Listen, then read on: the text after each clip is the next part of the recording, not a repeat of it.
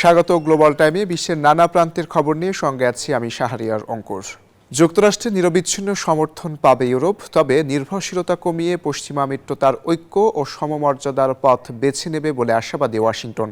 শনিবার জার্মানির মিউনিখে বার্ষিক নিরাপত্তা সম্মেলনে এমন মন্তব্য করেন মার্কিন পররাষ্ট্রমন্ত্রী মার্কো রুবিও। একই সঙ্গে ইউরোপের অভিবাসন নীতির কড়া সমালোচনা করেছেন তিনি। পাশাপাশি এবারের সম্মেলনে ইউরোপীয় নিরাপত্তা, রাশিয়া ইউক্রেন যুদ্ধ ও ন্যাটোর ভবিষ্যৎ ছিল মূল আলোচ্য বিষয়। নিরাপত্তার চাদরে ঢাকা জার্মানির রাজধানী মিউনিখ। মোতায়েন আছে অন্তত ৫,০০০ আইনশৃঙ্খলা বাহিনী। মিউনিখের বার্ষিক নিরাপত্তা সম্মেলনকে ঘিরে এমন সতর্ক অবস্থান। বিশ্ব রাজনৈতিক টানাপোড়েনের মধ্যেই শনিবার দ্বিতীয় দিনের মতো মিউনিখে বসে সম্মেলন। অংশ নেন অন্তত ৬০ দেশের রাষ্ট্রপ্রধান, আইন প্রণেতা ও কূটনীতিকেরা। তাদের আলোচনা ও বক্তব্যে গুরুত্ব পায় রাশিয়া ইউক্রেন যুদ্ধ, ইউরোপের প্রতিরক্ষা সক্ষমতা, ন্যাটোর ভবিষ্যৎ এবং অভিবাসন ইস্যু। প্রাধান্য পায় ইউরোপীয় বা ট্রান্স আটলান্টিক মিত্রদের প্রতি যুক্তরাষ্ট্রের সমর্থন। সম্মেলনে ওয়াশিংটনের পক্ষে অংশ নেন মার্কিন পররাষ্ট্রমন্ত্রী মার্কো রুবিও। নিজ বক্তব্যে তিনি স্পষ্ট জানান, যুক্তরাষ্ট্র ইউরোপ একে অন্যের অবিচ্ছেদ্য অংশ। আমরা একসঙ্গে থাকতে চাই। যুক্তরাষ্ট্র ইউরোপকে দুর্বল নয়, বরং আত্মরক্ষায় সক্ষম ও আত্মগৌরবে গর্বিত অংশীদার হিসেবে দেখতে চায়। কারণ আমরা পশ্চিম গোলার্ধে বাস করলেও সর্বদা ইউরোপেরই সন্তান। তিনি আরও বলেন, ইউরোপ পরনির্ভরতা কমিয়ে নিজেদের পরিবর্তনে ব্যর্থ হলে যুক্তরাষ্ট্র একাই এগিয়ে যাবে। অবাধ অভিবাসন প্রসঙ্গও টানেন তিনি। বলেন, পশ্চিমা বিশ্বে সভ্যতার অবক্ষয়ের মূল কারণ অনিয়ন্ত্রিত অভিবাসন। এছাড়া রাশিয়া ইউক্রেন যুদ্ধের ইতি এখনই টানা সম্ভব কিনা সে বিষয়ে সন্দেহ প্রকাশ করেন রুবিও। এরপরই ইউরোপের নিরাপত্তা ও প্রতিরক্ষা ভবিষ্যৎ নিয়ে জোরালো বার্তা দেন ব্রিটিশ প্রধানমন্ত্রী কিয়ার স্টারমার। আমাদের প্রতিরক্ষাকে চাঙ্গা করতে ও একা লড়াই করতে শক্তি ও সামর্থ্য বাড়াতে হবে। আমরা উত্তর আটলান্টিকে ক্যারিয়ার স্ট্রাইক গ্রুপ মোতায়েনের সিদ্ধান্তে পৌঁছেছি, যা যুক্তরাষ্ট্র, কানাডা ও অন্যান্য ন্যাটো মিত্রদের সঙ্গে একযোগে কাজ করবে। মঞ্চে তার আগে বক্তব্য রাখেন ইউরোপীয় কমিশনের president Ursula von der Leyen.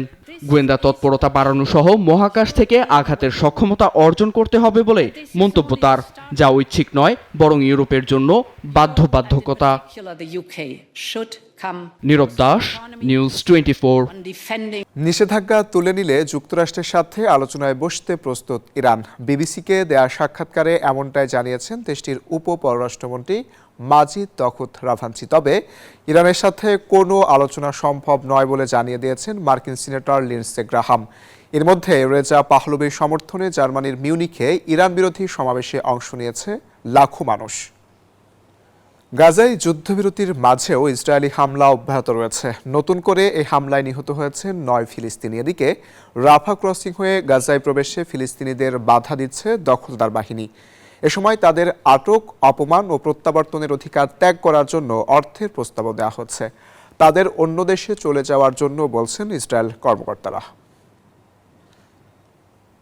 রাশিয়ার কারাগারে বন্দি অবস্থায় মারা যাওয়া বিরোধী দলীয় নেতা নাভালনির শরীরে এপিব্যাটিডাইন নামের প্রাণঘাতী বিষ পাওয়া গেছে, যা ডার্ট ফ্রগ নামে এক প্রকার ব্যাঙের শরীর থেকে নিঃসৃত হয়।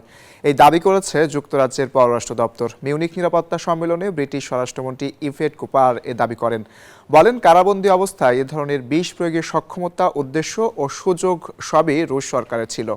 এই অভিযোগের সঙ্গে একাত্ম হয়েছে ফ্রান্স, জার্মানি, নেদারল্যান্ডস ও সুইডেনও। কিন্তু রুশ সরকারের বরাতে তার সংবাদ সংস্থার প্রতিবেদনে বলা হয়, জেলখানায় এ ধরনের বিষ পাওয়ার কোনো সুযোগ নেই, ব্যাখ্যাও নেই।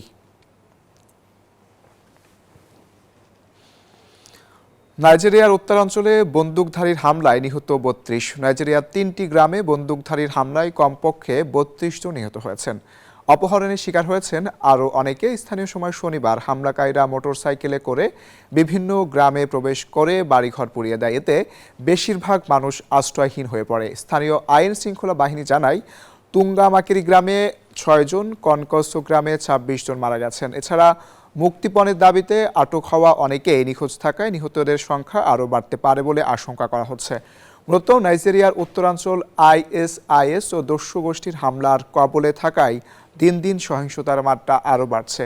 দেশটির প্রশাসন এমনকি যুক্তরাষ্ট্র এসব বিচ্ছিন্ন ঘটনা দমনে কঠোর হুঁশিয়ারি দিলেও বাস্তব ফলাফল মেলেনি।